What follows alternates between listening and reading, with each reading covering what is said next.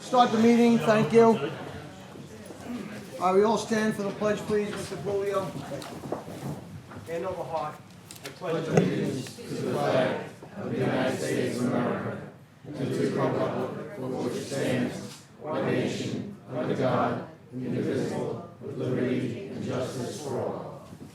Roll call. Supervisor Warehead. Here. Councilman McCarthy. Here. Councilwoman Noah. Here. Councilwoman Inzarella. Here. Councilman Lohman. Yeah. Okay, to start the meeting, Mr. Hans, we have two site plans to go over this evening. Good evening, Peter Hans, Smithtown Planning Department. We have two site plans for the board to consider tonight, acting as the Board of Site Plan Review. The first application is called Galleria Quadrant. This is located at the northwest corner of Smithtown Bypass and Town Commons Road, basically right next door to the Smithtown Highway Department. The proposal is for a new 8,100 square foot one-story office building and a separate 4,000 square foot one-story office building with site work to be developed in two phases. Recommending approval with 7 conditions. The first, that they obtain the necessary permits from the building department. The second one, that they install tree preservation fencing around areas to be preserved.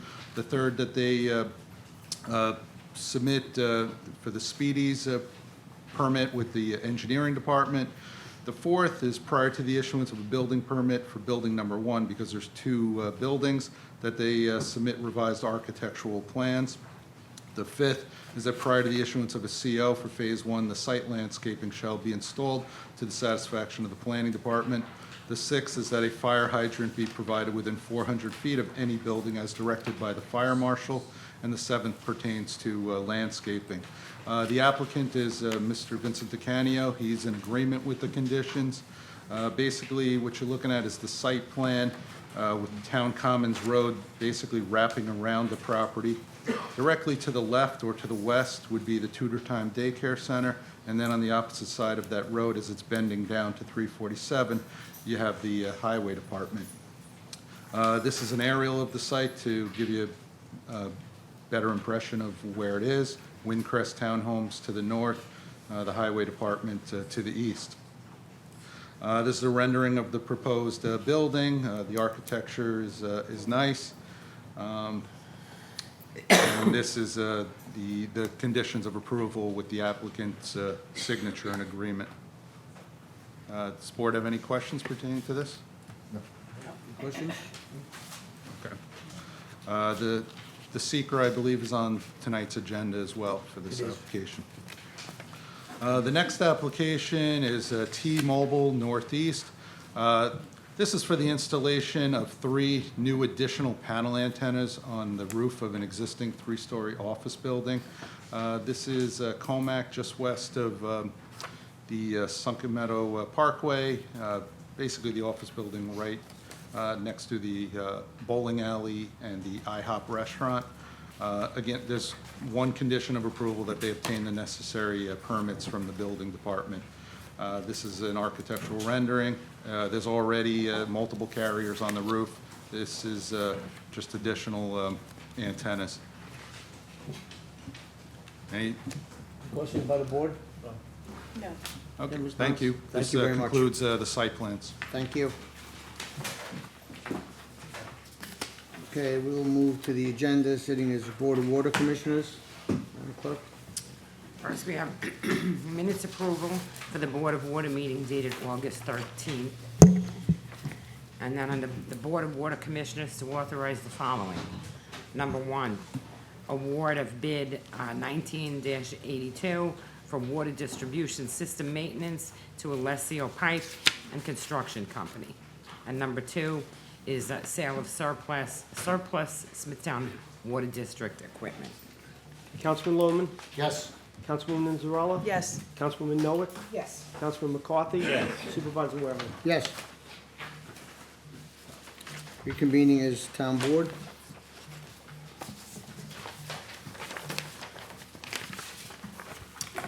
Number 1, correspondence. Number 1, Hop Hog School's Homecoming Parade, third reading. 2, Hop Hog Schools Fall 5K Family Fun Run, third reading. 3, Nissaquag VFW Post 5796, Veterans Day Parade, second reading. 4, Smithtown Kickers Soccer Club 5K Turkey Trot, second reading. 5, St. James Chamber of Commerce 35th Annual St. Patrick's Day Parade, first reading. And 6, Building Department report for August 2019. Is there anyone in the audience that wishes to be heard on any of these special events? None being heard, we'll move on. Public hearing, 1, the town board to consider zoning petition 2013-5 by KPE2 LLC, located on Old Northport Road, northwest of its intersection with Lawrence Road in Kings Park, for a change of zone from LI to R21.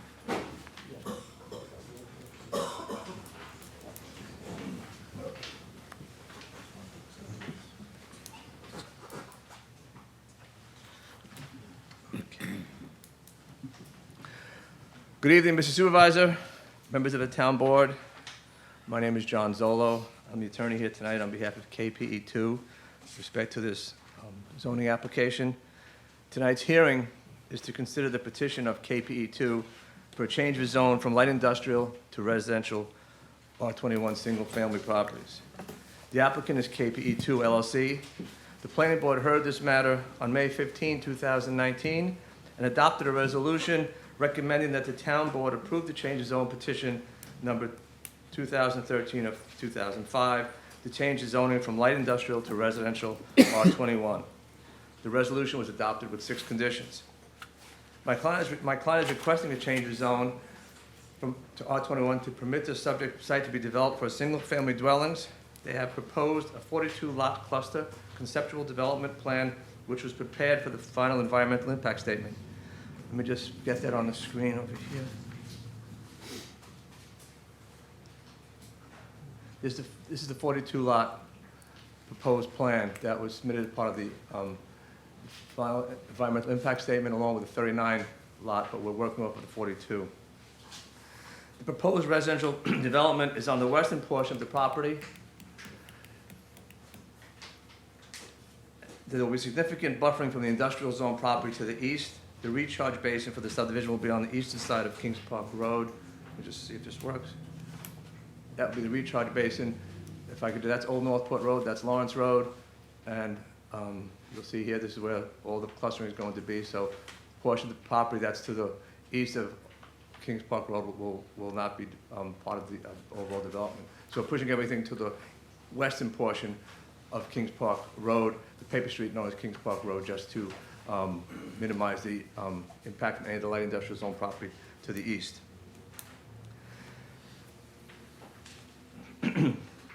The town board issued a secret positive declaration on July 15, 2014.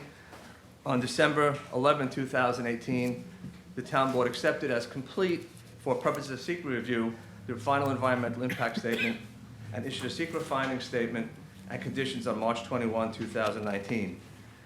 The secret findings state, and I quote, "Approval of change of zone petition 2013 of 05 is the action which minimizes adverse environmental effects to the maximum extent practicable, including the effects disclosed in the relevant environmental impact statement." Let me go to the zoning map. Okay, if you can see on the zoning map here, the subject site, which is owned by KPE, is zone light industrial. That's the 2 grade, says subject site. And I have it's pretty clear up there. That's the subject site that's looking for the rezoning from LI to R21. The other land of the applicant is already zoned R21. The parcel that is the subject of rezoning tonight is 20.9 acres. The site fronts Old Northport Road and Lawrence Road. KPE owns the other property, which is approximately 3.9 acres in size. That's already zoned R21. Together, the parcels comprise about 24.8 acres.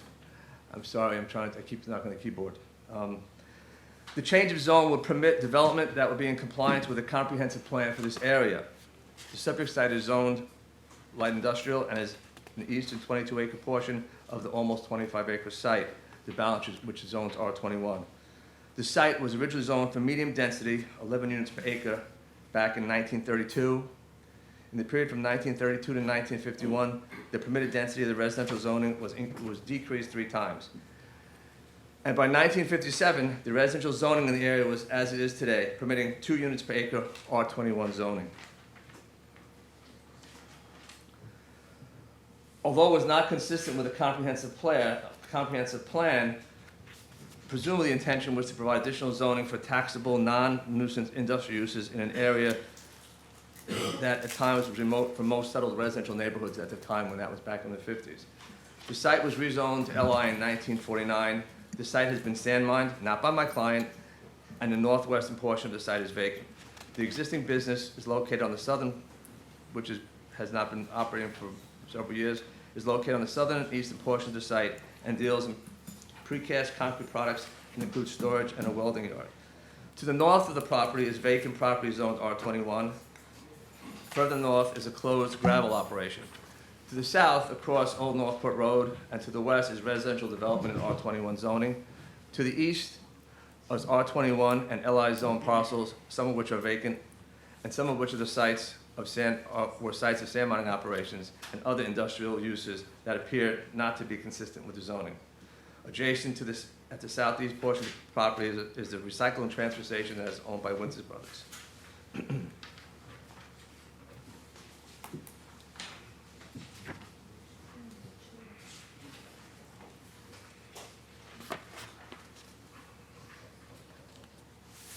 The subject parcel is zoned light industrial, as I mentioned. The parcel to the north, as I described, is R21. To the south is R21.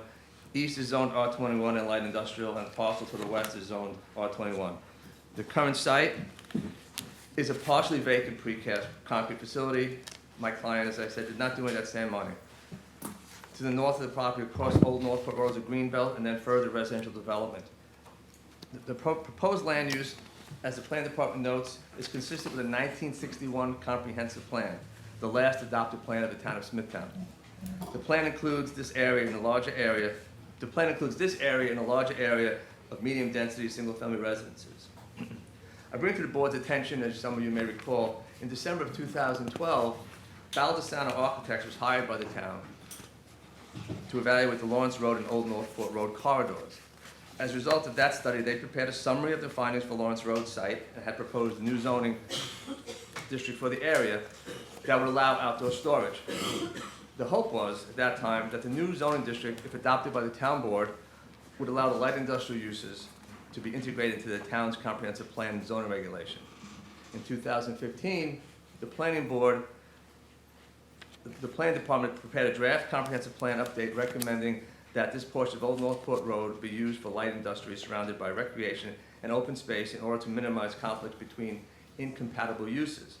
The community commented both at the hearings for this petition and during the public comment period for the 2015 draft plan that there were too many industrial uses along Old Northport Road and that these uses adversely impact the surrounding residential community.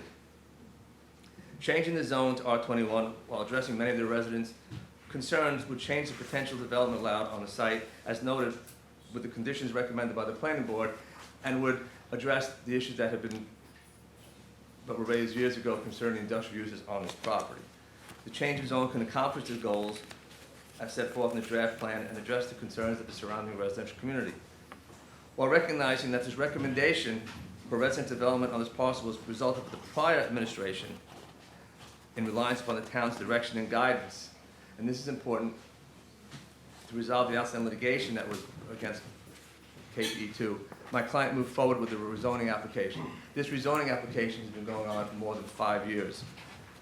The rezoning of the property to R21 just makes sense. You can separate compatible uses by using clustering to develop the property on the west side of the site and buffer it from the existing industrial use, which is on the eastern side. Creating this significant buffer will, I think, allow for the residential development to be screened from any industrial uses to the east. The change of zone would clearly eliminate the potential to expand industrial uses on the site. And I point out to the town board that as a result of the decision of Supreme Court Justice Luft from July 15, 2019, that many of the industrial uses that were on the property, right now, while that decision of the judge, those are still permitted uses. Again, that's subject to appeal.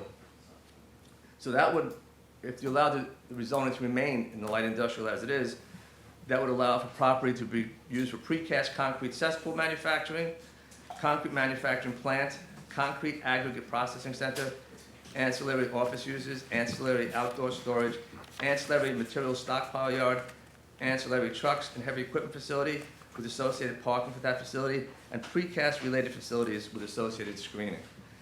That's what would be permitted on that property if it remains light industrial.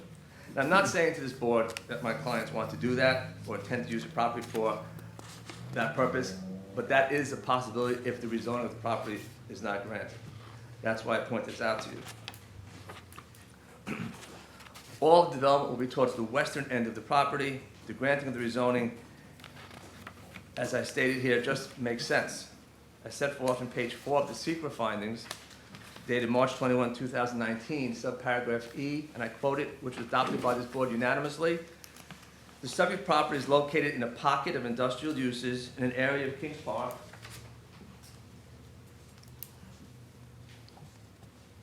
which is otherwise developed with single-family homes. The proposed project is, in part, a response to the expressed town and community goal of eliminating the industrial uses that have caused adverse impacts on the area's residents and is envisioned as a first step in the potential elimination of all or most of the area's industrial uses. Such an evolution in the land use pattern in the area will take time, but is expected to result in land uses which are more consistent and compatible with the surrounding residential developments that currently exist. That's, again, page 4 of the secret that was adopted by this board. If this board sees fit to grant the rezoning application, my client will then go to the planning board for subdivision approval. This is not a ruse for sand mining operation. My client wants to work within existing grades to the extent that's possible. There will be retaining walls on the property, a portion of the property. The retaining walls, approximately 80% of the retaining walls, will range from 3 to 8 feet in height. The remaining walls will range from 8 to 16 feet in height. This is not where there has been some discussion people refer to as they're going to have a Great Wall of China. That's not the case. The hope is by clustering the homes on the western portion of the property and not raising the grade, these homes will be shielded from the neighboring property owners, Jesuwali. In addition, you mentioned the Jesuwali property to the east. My client is in discussions with that property owner to make arrangements to remove all debris, abandoned vehicles, and trucks from the property. I understand the town had already expended approximately $20,000 in starting that cleanup. The overall cost, I believe, is approximately $285,000. My client is willing to take on the cost of the cleanup and that burden to remove all the abandoned vehicles and trucks and debris on the property to improve the aesthetics not only for his potential home buyers, but all of the surrounding community. Many people don't know my client, KPE2. He built Country Woods in 1983, and at that time, there was also concern that he was using that application as a guise for sand mining. That did not occur. My client built 129 homes there, and it was done in 3 sections. My client also, with the oversight of the DEC, dug test holes on his property and performed a voluntary cleanup and removed buried trees and concrete. As set forth in the final environmental impact statement, there are no environmental conditions on the property that would be in any way detrimental to the granting of the rezoning application and would in any way prohibit the development of this property for residential homes.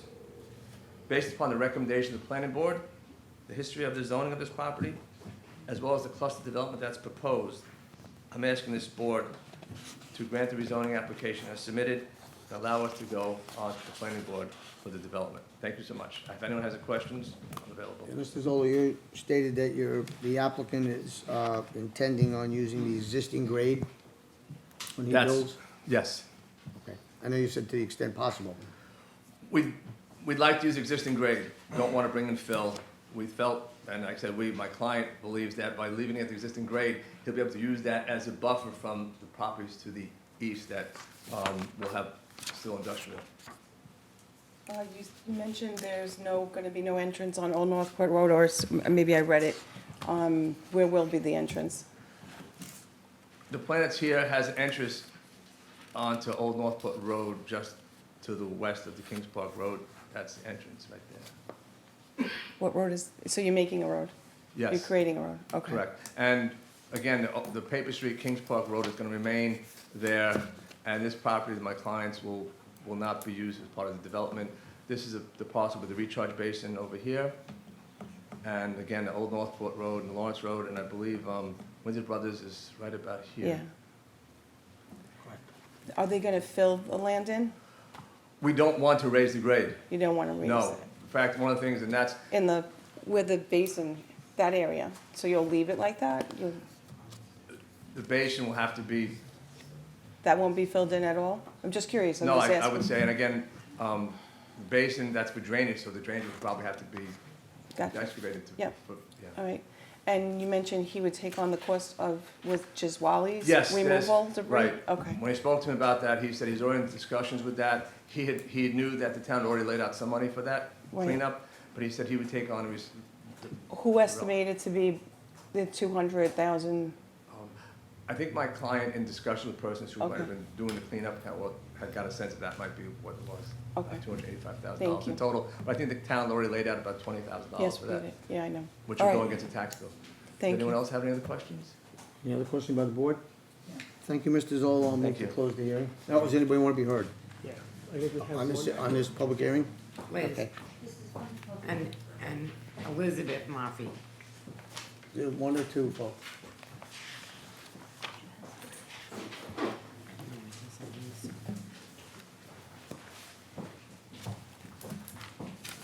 Okay, ma'am, the 3-minute rule is in effect. So when you hear the warning, you have 1 minute left. I'm sorry? 3-minute rule is in effect, so when you hear the warning, you have 1 minute left to sum up. Okay, Thank you. Whenever you're ready. I'm sorry? Whenever you're ready. I'm not an attorney. Most of that was way far over my head with all the details and what they're doing. I have been a town resident here for almost 58 years. And I have to say that I can't condone what's going on. I think that there are 4 really big issues to consider. One, you're talking about adding 42 homes. You're talking a minimum of 42 cars to a very small area. I don't know about anybody else here, but I don't know too many families that only own 1 car, okay? And I have heard that there was a survey done by one of the council people. And that's great. You know what? I live there. I live on Old Road. I know what the traffic is like. I see it every day. You can't move in this town or any other town without hitting traffic. This is going to be a safety issue. You have 2 high schools in walking distance. You have children who walk to these high schools. They already speed, even though we have stop signs. It's not safe for children, okay? You're also talking about displacing wildlife. And yes, I understand this man owns this property and he can put light industrial up. Let's face it, folks, he's had this property, he hasn't done it. He's not doing it because he's not going to make the money he's going to make as residential. You're putting in the residential, you're putting in more traffic, you're displacing wildlife that's going to be going on people's property. The town is going to be getting phone calls about nuisance wildlife, deer. We've already had issues with the Kings Park Unique Center and hunting. This is not acceptable to me as a resident. Second, I'm concerned about the health issues. I mean, yes, they say it's safe. In today's world, all of a sudden, baby powder is causing cancer. So I'm sorry, I'm thinking that disturbing the contaminants that were put in there may still have an effect. I mean, this just does not make sense. We have residents who are struggling to live, struggling to stay on. What about the Raleigh family? Why don't we do something for the Raleigh family so they can still continue living here at reasonable rates? Why don't we change their zoning so that they're either farm or agriculture? They've lived here forever. You're forcing all the long-term residents out of here. Second, why does every single piece of open property have to have housing? Long Island was supposed to be a place where there was space. You didn't have to look in the window and see the next door neighbor. Okay, ma'am, your time is up. Thank you very much. Sean Lehman. Mr. Lehman, 3 minutes. I'm gonna try, I'm gonna give you, I'm gonna give you a copy, each town board member, what I'm reading, because it's just over 3 minutes. Okay, well, it's 3 minutes is strictly I know, enforced. I understand. At the end, we'll have it. Just want to start off by saying, this is what gets frustrating. My name is Sean Lehman, I live at 27 Columbine Lane. I'm representing the Kings Park Civic Association, I am the vice president. This is what's frustrating to residents. Mr. Zolo comes up here, and he tells a story, or his testimony is full of holes and misconceptions.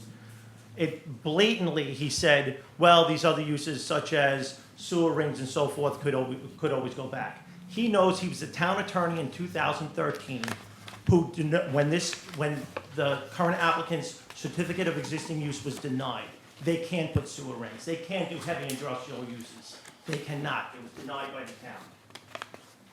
Thank you, here we go. Mr. Supervisor and town board members, after a thorough review of the EIS, the Kings Park Civic Association is opposed to KPE2's proposed change of zone from light industrial to residential. Starting with the ever-present elephant in the room, history and past practices leads a reasonable person to question whether the applicant's true intentions are to build homes or simply sand mine the property under the guise of grading and site preparation. As we have all experienced in the Kings Park industrial area, often these sites are illegally overmined and then the project stalls, often indefinitely. What is presently happening at the Santilli site should be a stark reminder of this practice. For the past 4 years, truckloads of sand have been mined and filled, including construction and debris have been brought to that site. Despite the many complaints from surrounding residents, the project continues to stall. This town does not have the ability nor the manpower to properly maintain these sites or to monitor them. As is often said, the greatest predictor of future behavior is to look at past behavior. This applicant does not come to the board with clean hands. The present owners have constantly abused the property since they took ownership. This includes illegally dumping sludge and crushing rocks. In 2013, the town of Smithtown denied KPE2's application for a certificate of existing use for heavy industrial related uses on the property. Also in 2013, the town of Smithtown fought for and received a temporary restraining order against the KPE2, which halted illegal heavy industrial activity at the site. They have not been good and trustworthy neighbors. Noteworthy and curious, in 2014, the planning department stringently recommended denial for this exact zone change. As far as we can see, nothing has happened that would warrant this detrimental change. Importantly, residential zoning on the property may in all likelihood wind up not being consistent with the town's comprehensive master plan, which is almost complete. What is inauspicious start to this long-awaited community-involved plan if this zone change is granted. It could lead to past community complaints that zoning is inconsistent and the town does not equally enforce zoning. In the proposed comprehensive master plan created by the town planning department years ago, this area was identified as light industrial. Why ask the community now to participate in the master plan study, not to consider the input? Moreover, it is not good plan to situate housing next to industry, as there are two incompatible uses leading to substantial industry-generated complaints. Mr. Lehman, you have to wrap it up. Thank you, you have the rest. All right, we have this on. Thank you. On the last page, there's a letter that was written to local papers. There was another housing development We have proposed it. in this site. It's called Kings Park Doesn't Need Another Love Canal. This will go into the record, so we have Thank it. you. Mr. Lehman, do you have a copy for the clerk? For me? I can give you one, Yeah. yeah, sure. And we'll, Is there anyone else who wishes to be heard on this public hearing? I move to close the hearing. Second. Supervisor Warehan? Yes. Councilman McCarthy? Yes. Councilwoman Noah? Yes. Councilwoman Inzarella? Yes. Councilman Loman? Yes. Okay, Madam Clerk, we'll continue when you're ready. Okay, moving on. On the consent agenda controller, numbers 1 through 10, and consent agenda resolutions, numbers 1 through 4.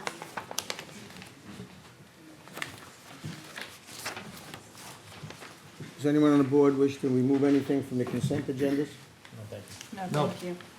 Councilman Lohman, Yes. Councilwoman Inzarella, Yes, Councilwoman Noah, Yes. Councilman McCarthy, Yes. Supervisor Wareham. Yes.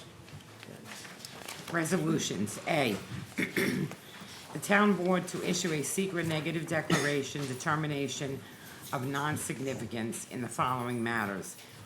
1, the application for site plan approval by Decanio Management Corp.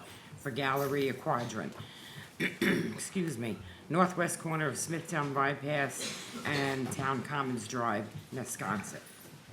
Councilman Lohman, Yes. Councilwoman Inzarella, yes, Councilwoman Noah, Yes. Councilman McCarthy. Yes. Supervisor Wareham. Yes. B, the town board to authorize the town clerk to advertise for the following requests for proposals to be returned to the town of Smithtown Purchasing Department on the dates indicated. Number 1, RFP 19101, monitoring and maintenance of landfill flare and methane migration control systems. 2, RFP 19-102, methane monitoring services at various locations. Councilman Lohman, Yes. Councilwoman Inzarella, yes, Councilwoman Noah, Yes. Councilman McCarthy. Yes. Supervisor Wareham. Yes. C, the town board to award the following bids and to authorize the purchase of associated goods or services. 1, bid 19-85, supply bid for one used skid steer loader to All Island Equipment. 2, bid 19-84, removal and processing of curbside recyclable materials to Great Northern Fibers, Trinity Transportation, and Winters Brothers Hauling of Long Island. 3, bid 19-81 for the sidewalk renovations on Route 25 between Landing and Belmead Avenues to Laser Industries. Councilman Lohman, Yes. Councilwoman Inzarella, yes, Councilwoman Noah, Yes. Councilman McCarthy. Yes. Supervisor Wareham. Yes. D, the town board to approve the following. 1, town attorney or appropriate official to enter into a stipulation of settlement or agreement and consent to the entry of an order with regard to various tax certiorari matters. 2, full-time reappointment of Peter D. Johnson to the position of sole assessor for the town of Smithtown. 3, the rejection of all bids received on September 5th, 2019 in connection with bid 19-71, construction of a handicapped accessible ramp at Smithtown Landing. 4, extension of bid 18-78 for planting of street trees. Number 5, waiver of formal hearing and stipulation agreement with Suffolk County Department of Health Services. Number 6 has been withdrawn. Number 7, the purchase of electronic imaging services from the New York State Industries for the Disabled. 8, the Highway Department to purchase a cold planer from All Island Equipment. 9, extension of bid 18-73 for polyethylene bags. 10, controller to dispose of non-working equipment. 11, Horizons to dispose of non-working equipment. 12, transfer of fixed asset from traffic safety to highway. No transfer of funds, asset has 0 value. Councilman Lohman, Yes. Councilwoman Inzarella, yes, Councilwoman Noah, Yes. Councilman McCarthy. Yes. Supervisor Wareham. Yes.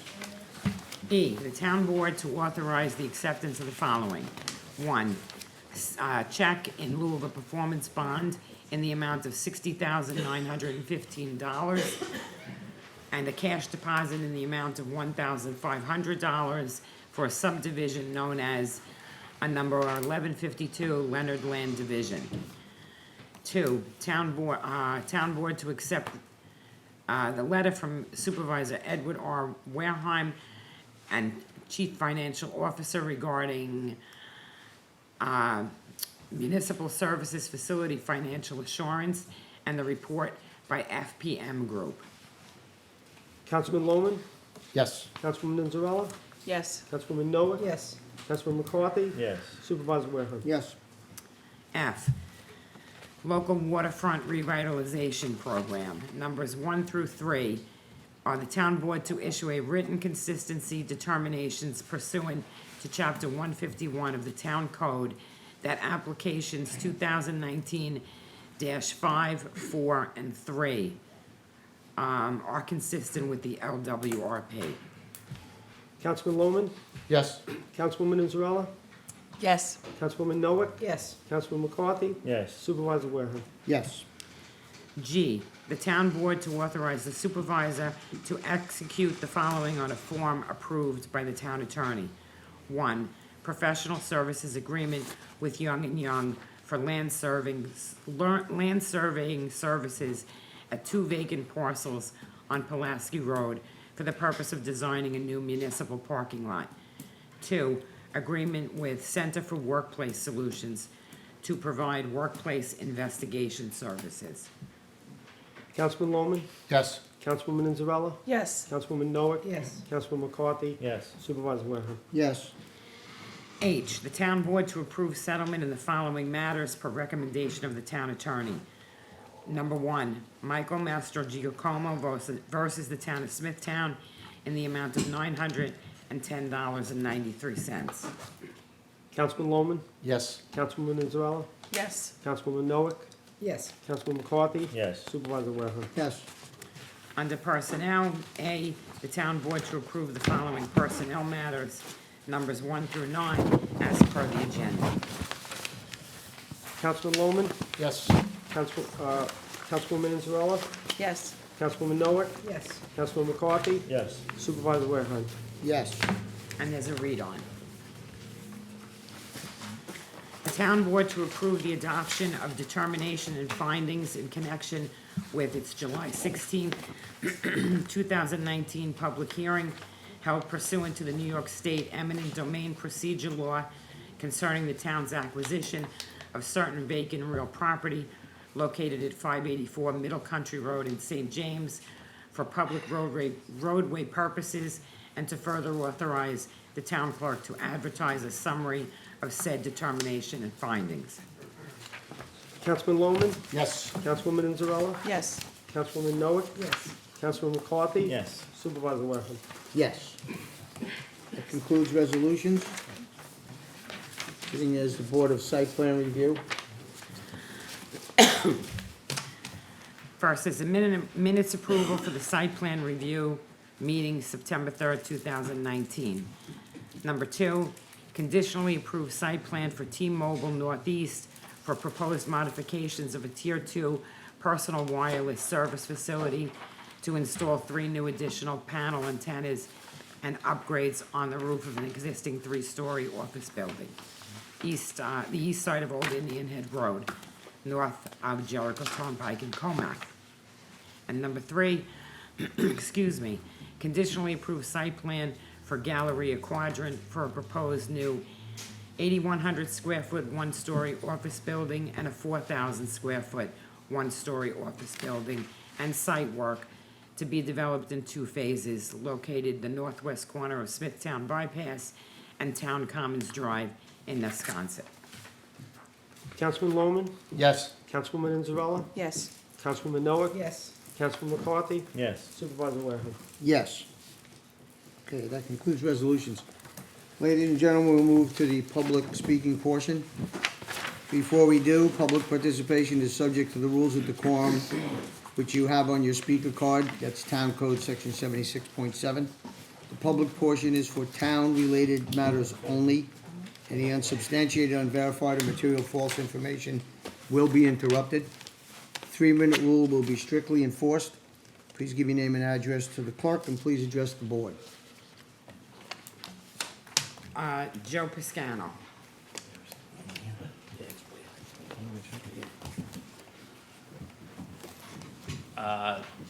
This is my first time ever up here. I'm just talking about the softball field. My name is Joe Piscicano.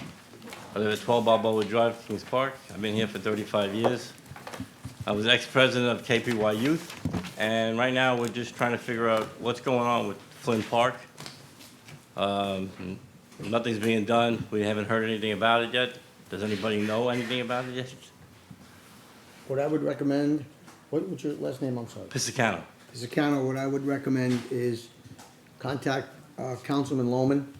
He's the liaison to the Department of Parks. That project's been ongoing for quite some time. We just Yeah. concluded all the bids. So it's a lengthy process. It's gonna be a $7 million project, so. If you would contact Councilman Loman at your convenience, I'm sure he will fill you in on exactly where we're at. Okay, thank you. You're welcome. Erwin Cullen.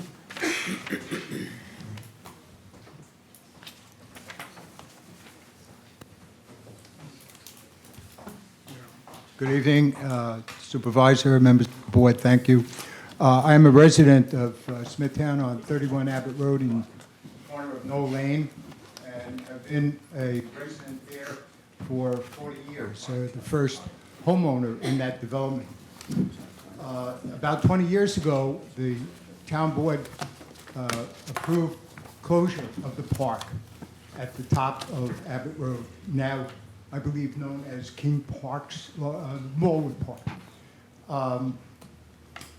I've gone through 3 generations of ownership there, and I've noticed and have watched with great pleasure our children who are there, who play in the street, play up at the park, play at the cul-de-sac.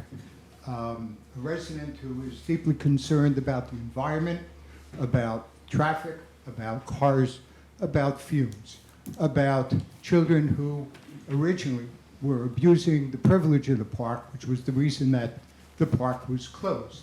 It is available as a walk-in. I believe that there's a plan underway, if I'm not mistaken, to establish parking, keep the park open. There is also, I understand, some difficulty in controlling the gates on the park. So there is no entrance at the present time, supposedly to be at Stanwich and at Abbott. I'm speaking out only because I raised 2 children there. They went to the elementary school, they went to the high school, junior high, and they graduated from Smithtown West. One of my sons still lives here in Smithtown. I'm proud of my town, and I'm concerned about the safety for kids. I'm concerned about use and abuse, although our kids are very good. They're very smart, they're well trained, they're well noted, but they are children. And access to the park is not something that's going to be, I believe, attractive to the residents. We have families who have now bought twice, 3 times over with children and use the cul-de-sac for a playground. Traffic on Abbott Road is going to increase substantially, and I'm concerned about that, and I'm concerned about the safety. We also have a bus stop on the corner of Knoll and Abbott. I'm there every morning. I watch the children, as I said, 3 generations. So I would actually implore that the board disapprove this process. All right, thank you for your time. Appreciate it. Thank you very much.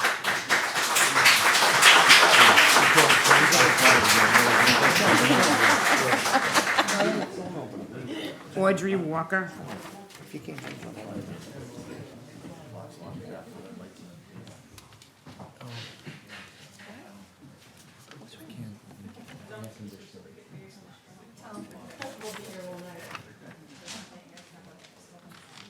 Hi, good evening. I'm Audrey Walker. I am also from Abbott Road, as half the people in this room are. I've been on that road since December of 2000.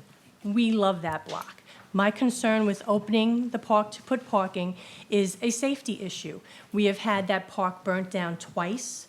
We have had a sofa down in the park, which has been set on fire. We've, I believe, had a mattress down there. At one point, as I walked out of the park one day, the parks police were on the block, and I said to them, can you please go down the hill and check to make sure that there is nobody living down there? That's how bad it looked. We have beer bottles that are thrown down there, broken glass. The park is supposed to be locked at night. It is not locked at night. The Morwood Park, the Morwood entrance on Stanwich is not locked at night because the officer would have to get out of his car and walk to the door, walk to the gate to lock it. It's not locked. We can go to the park in the morning. There's a person standing on one side because they got in from Stanwich, and I am standing on the other side because the gate is locked. So we're worried about also drugs happening up at the park again. Back in the day when it was open, a neighbor told me, who was an original, we call them originals on our block because they've been there for 50 years, They used to do drug deals in the park. They would drive in, hand off, and then drive out. I have gone up early in the morning with my dog to walk through the park when it is open, and I have found high school kids hanging out at the park. I have taken pictures of license plates, and I tell them, if I see you up here again, I am calling the school. So once you see them, they usually don't come back. But we have had issues with fights in the park. I can remember seeing gangs of kids walking up the park to fight. Thank God we had a vigilant neighbor who would see this and call. So for me, it's a safety issue. The speed of the cars going up and down the block is a dangerous thing. We have about 25 elementary school children and younger now on the block, plus three that are on their way.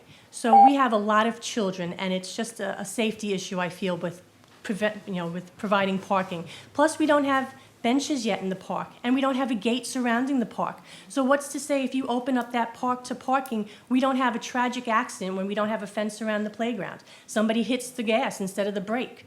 Then what do we do? So I just think we should not have parking in the park. It's a walkable park. It's not a private park to Abbott Road or to Villa or to Stanwich. The park is open to everybody. All you have to do is drive up the block. There's plenty of parking spots, and you can park. You just may have to walk a little bit, but it's accessible to everybody. Thank you. Thank you.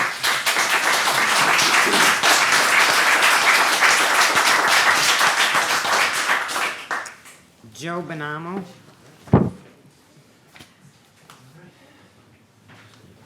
All right, good evening, Mr. Supervisor, council members. I'm here to talk about, you guessed it, Morewood Park. I think it's safe to say the many Abbott Road residents here, as well as all the council members here, are in favor of accessibility to the park, making it accessible for anybody to be able to use the park, which is what the Americans with Disabilities Act is all about, accessibility. What the Americans with Disabilities Act is not about is specifically putting a parking lot in that lot. So to use the ADA law as justification for this parking lot is false. The park can easily, if there's a concern for parking spots close to the park, those signs that are there can very easily be changed from no parking anytime to no parking after dusk. So basically, whenever the park is open, those signs that are there now can just be changed to no parking after dusk. They're your 4 spots right there, no problems. So really, with the possibility of this parking lot going in, there are 3 main areas that I'm looking at. There are 3 things that the residents of Abbott Road are going to be paying for. Three main prices that we're going to be paying. The first thing is, as Audrey and Erwin spoke about, is the hazard of the cars zipping in and out of the parking lot. At any time, you can have 20 little children playing in that little cul-de-sac area. You have people that walk their dogs in the morning, people that go for an evening stroll, and this is all just going to increase the traffic tremendously. And it's just going to cause an unnecessary hazard for the children and for the people that are in that cul-de-sac area. The second that Erwin and Audrey also spoke about was the issues that the park had 20 years ago when that gate was open. The drug dealing, the loitering, the vandalism. The park is not patrolled regularly, so we really don't have much confidence that sort of activities is going to be controlled. And the last thing that I like to talk about as a realtor myself and somebody who's worked with home valuations and appraisal companies is your home values are going to be damaged by this. I can say that with 100% certainty.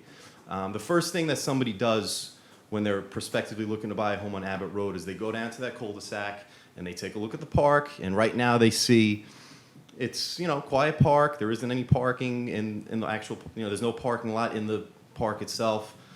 Seems like there aren't going to be many issues. If you add a parking lot, you are completely changing the conversation and you're making the area less desirable. You're adding more traffic, which is going to turn home buyers off, which is in turn absolutely 100% going to hurt your home value, and that's coming from somebody who's worked in real estate. Sorry, your time is up. Thank you.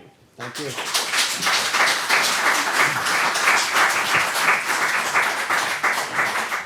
Lauren Bonamo.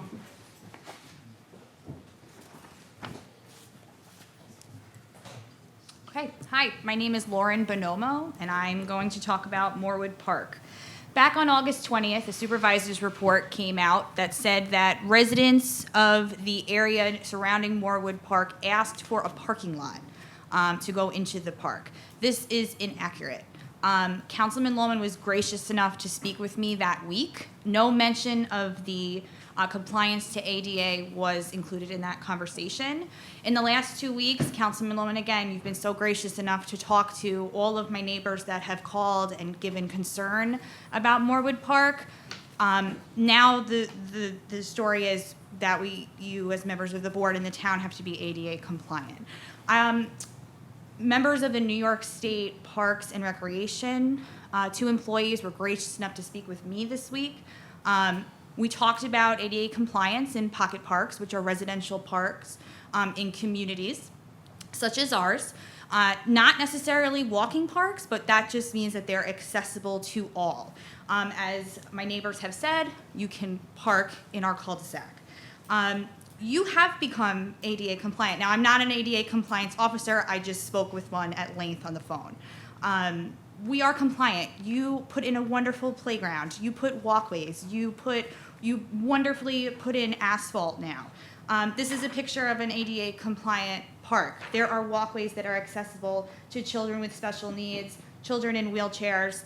As we said, we can change the no parking signs in the cul-de-sac to no parking after dusk. Unfortunately, Saturday morning, I went into the park. I met some of my neighbors and our kids. We were picking beer bottles up off of your brand new playground. When I called Friday night to tell public safety, it's 9 o'clock, please come close the gate. There are kids hanging out in there. Dispatcher Arnold said to me what has been told to me by Lieutenant Lohman, by other public safety officers. Ma'am, we have 30 parks in the town of Smithtown. We have an officer closing all of them. We get to it when we can. You need to have a public hearing in order to put in a parking lot at Moorwood Park. This is taxpayer land. The town and members of the board, you cannot just do what you want with it, quote, without the consent of the taxpayers. If there was a public hearing, as there was tonight on this other piece of property, you need to have one about this one, and we'll be back here again. So if you have, please let me know the date. There also wasn't a sign in front of Moorwood Park that there would be a public hearing. I please ask you to reconsider. Councilman Lohman, we're asking you to reconsider the parking lot at Moorwood Park. Thank you.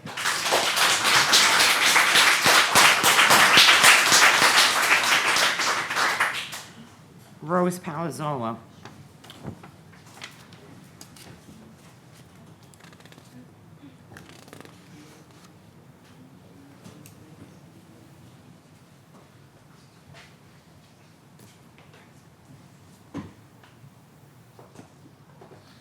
Well, my name is Rose Palazzolo. I live at 905 Cabot Lane, St. James, New York. I'm a worrier. And one of the things I'm worrying about is that the deer decided to become part of our neighborhood. And I have been looked in the eye by them last Sunday when we were celebrating my birthday. My patio was in the back, and we have a walking path, 50 feet. And here, 2 of these baby deers, there were 5 of them, were looking at me. And I looked back at them, and they did not get scared. They just continued to look at me. And then all of a sudden, 5 of them ran away, and then along came a 6th one that was by himself. Okay, that's 6 baby deer with a mother deer. Now, I play cards on Tuesday night where I live. I'm the last one to come out of the clubhouse one night, and I look across the street at Alden, and there's a mother deer with 3 baby deers. The parking lot was empty of cars, so that mother deer knew it was safe to take those babies and take them behind the clubhouse where there's another pond. Then another time I'm coming home from playing cards, and I thought there was a Great Dane running alongside of my car. It wasn't a Great Dane. I said, dum-dum, that's a deer. Okay. it doesn't bother a lot of people. A lot of people think they're cute. I don't think they're cute. People cannot walk on the walking path safely if the deer are there at 4 o'clock in the afternoon. This BS, excuse the expression, but this BS that deer only come out at dawn and dusk doesn't happen where I live because they decided to make it their home. Mr. Supervisor, you and I discussed the deer before. Do you have any idea how many deer there are in the town of Smithtown? Rose, you have 21 seconds left, so finish up. No, I'm just saying, do you have any? Finish up. We'll talk about that after the Oh, okay, meeting. well, what I'm saying is, when you send out your tax bill, put in do the deers bother you in Smithtown? Yes or no? And this way, everybody who pays taxes could give you an answer. Your time is up. Thank you, Rose.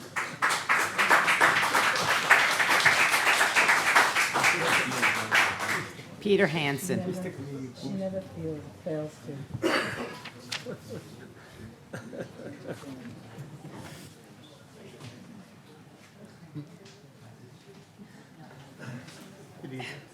Good evening, Mr. Supervisor, council members. My name is Peter Hansen of 47 Empress Pines Drive, Nesconset. We on Nesconset held a general meeting yesterday evening at the Nesconset Library, and we asked Peter Hans, the Director of Planning for Smithtown, to attend, and he came and he gave a wonderful presentation on the process for the master plan. He was there for well over an hour, explained to many of the people did not attend the first meetings, so they had an opportunity to hear how the whole process was put into place and what the designs are. Answering questions from the assembled people, one theme, there was several themes, but one theme kept coming up about with the master plan, we ought to hold in abeyance all zoning changes, all building projects until the master plan is completed, so the projects that are being considered now fit in with the master plan. Also, safety. Real estate term, location, location, location. With the master plan, it should be safety, safety, safety, especially for pedestrians. And you know, I'm talking about Kamikaze Corner, that's Old Nichols Road, and Smithtown Boulevard. I saw two young girls crossing the street with the light, almost get hit by a car because you're able to make right turns on red. I know it's a county road. Things have to be done as quickly as possible. I had an opportunity to make my views known at the county legislators' Public Safety Commission. I warned them that crossing that street is very, very dangerous. Now that 7-Eleven is there, it's more of a magnet, especially for young children, and they're short. They can't be seen crossing the street. So safety, safety, safety, safety. People complained about 42 new homes. Nesconset's going to get 182 new apartments on streets that are already rated the most congested rating that's possible. So again, where are those people going to bring their cars out on County Road 16? And wouldn't it be better for them to be able to walk, it's only a couple of 100 yards, rather than get into a car to the corner, safely cross the corner without being in danger of their lives or serious injury? Thank you. Thank you, Mr. Hanson. Patty Stoddard.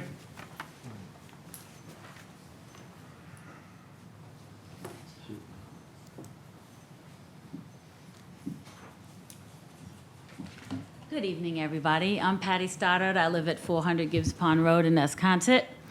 And I, too, would like to thank Peter Hans for his expertise last night. It was a very good presentation, and I think the community really appreciated it.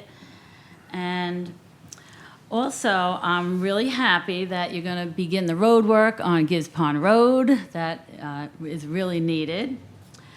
And Peter kind of said a few of the things that I also was concerned about, as far as, since we have the master plan coming up, to have a moratorium on zone changes, major projects, until after the master plan is developed, so that the town will not be piecemealed together.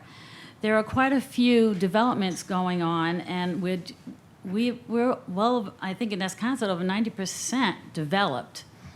But, there's the Watermill Hotel, there's Brown's and 347 with the Dunkin' Donuts, that's still going on. Another development on Annetta Drive.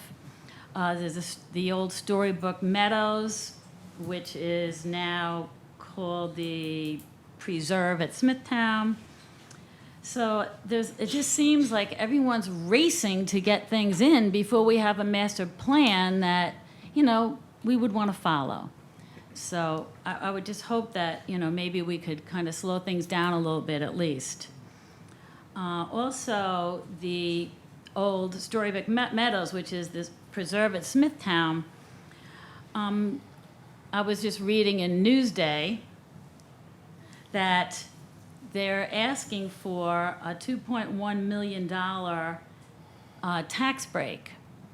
And I kind of think that just because they knocked off a few apartments in their development, that shouldn't entitle them to a $2.1 million tax break. All right. So that's pretty much all I had to say about that. Thank you. Thank you. Brian Dispaltro.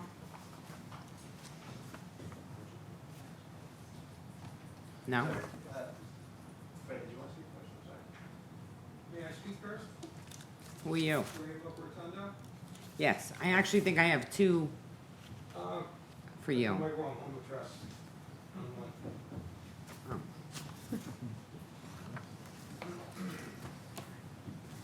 Good evening, Supervisor Warrenheim and the board. My name is Ray Rotundo. I'm the owner of 555 Lake Avenue in St. James. My wife Faith and I returned home from a summer vacation to find out that the council elected to demolish our masonry building on Lake Avenue in St. James. We're asking to be, to have either another hearing or hear what I have to say now. Go ahead, sir. Okay. On January of 2019, I met with Joseph from the building department, and the result were the meeting with Ray Rotundo, the owner, who allowed entry to verify the actual and present conditions. A visual inspection did show that the interior unsafe conditions have been addressed. The open floors have been protected. Plywood flooring. The vacant commercial building is currently fenced, secured at this time, and owner shall maintain all required safeguards to ensure safety to the public of the neighborhood and the adjoining properties. My wife and I bought this property in 2014 to build our retirement. We're Nisquag residents, 50-year Smithtown residents. And I am a demolition contractor, and if the building needed to be demolished, it would have been demolished the first day. We've been paying taxes on a standing building since the purchase. We have insurance based on a standing building since the purchase. And I don't know if you ever went on the inside of it. It's a full masonry structure with vinyl siding on it. The foundation was built and inspected by Smithtown when the building was built. I have an engineer's report showing that the building shouldn't be knocked down. And I do have a whole lot more to say, and I'm out of time already. Now you have 1 minute left, sir. Sure. We're asking to overturn or to vacate the order to demolish our building that we've been looking forward to building upon. you know, I have a whole list of things to say, and again, if anybody wants to hear me, we would appreciate the opportunity to have a real hearing. Because again, we apologize, but we were out of town and we had no idea. What I would suggest, Mr. Locatello, is bring, if you want to compile all your information, Yes. make an appointment with the town attorney's office, Oh, okay, okay? And then they can review what you have to say, and they'll Yeah. report back to the board. okay. Thanks. Thank you. Brian Dispaltro, I'm actually here with Ray, so I'll just head to that so you, with the town attorney. Thank you. that's all. That's all? Okay, that being said, I will move to close the hearing. I will close the board meeting. Second. Supervisor Warehead, Yes. Councilman McCarthy, Yes. Councilwoman Noack, Yes. Councilwoman Inzarella, Yes. Councilman Loman. Yes. Thank you very much, everyone. Have a good evening.